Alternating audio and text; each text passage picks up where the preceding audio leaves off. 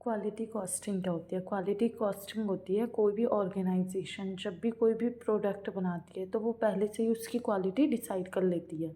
तो अगर वो प्रोडक्ट उस क्वालिटी को मैच नहीं करता है और फिर उस क्वालिटी से मैच कराने के लिए उस प्रोडक्ट में जो कॉस्ट लगती है, वो जो खर्चा आता है, वही होता है हमारी क्वालिटी कॉस्टिंग। तो इसमें जो हमारी क्वालिटी होती है किसी भी प्रोडक्ट की, वो पहले से ही डिसाइडेड होती है। तो क्वालिटी कॉस्ट के कुछ 4 मेन टाइप्स होते हैं: prevention cost, appraisal cost, internal failure cost and external failure cost. Prevention cost क्या होता है? प्रिवेंशन कॉस्ट में क्या होता है कि क्वालिटी इश्यूज़ जो होते हैं या फिर जो भी कोई भी डिफेक्ट होता है किसी भी प्रोडक्ट में, उसे कम करने के लिए या रोकने के लिए जो कॉस्ट लगती है उसे बोलते हैं प्रिवेंशन कॉस्ट।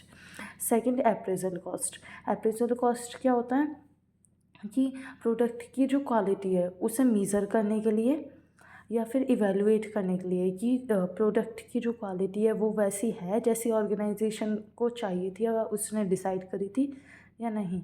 वही तो उसे इवैल्यूएट करने में या फिर मेज़र करने में जो कॉस्ट आती है उसे बोलते हैं अप्रेजल कॉस्ट। थर्ड है internal failure cost. Internal failure cost क्या होता है? ऑर्गेनाइजेशन के अंदर, मतलब ऑर्गेनाइजेशन के अंदर जो क्वालिटी में इशू आते हैं या क्वालिटी में कोई डिफेक्ट आता है उसे बोलते हैं इंटरनल फेलियर कॉस्ट। तो ये आते हैं हमारे ऑर्गेनाइजेशन के अंदर। ये ऐसा हो सकता है कि हमारी जो प्रोडक्टिविटी है वो ज़्यादा अच्छी नहीं हो इस वजह से, या फिर मेंटेनेंस नहीं कर पा रहे हों हम उस जो भी हमारा प्रोडक्ट है उसके मेंटेनेंस अच्छे से नहीं हो पा रही, उस वजह से जो कॉस्ट आती है वो।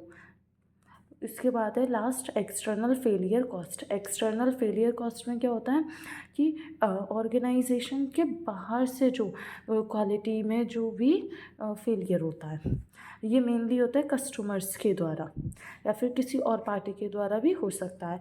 ऐसा हो सकता है कि जो कस्टमर की लॉयल्टी है वो हमारे ऑर्गेनाइजेशन ने खो दी हो क्वालिटी की वजह से, तो उसकी वजह से क्या होगा, क्वालिटी अच्छी नहीं होगी तो हमारी जो लॉयल्टी है कस्टमर की वो इतनी अच्छे से नहीं रहेगी, उस वजह से वो हमारा जो प्रोडक्ट है वो ख़रीदना बंद कर देंगे, तो उसकी वजह से हमें लॉस होने लगेगा। तो वही होती है हमारी कि हमारा एक्सटर्नल फेलियर कॉस्ट, इसमें जो हमारी कॉस्ट आएगी तो ये हमारे होता है मेनली कस्टमर्स की वजह से।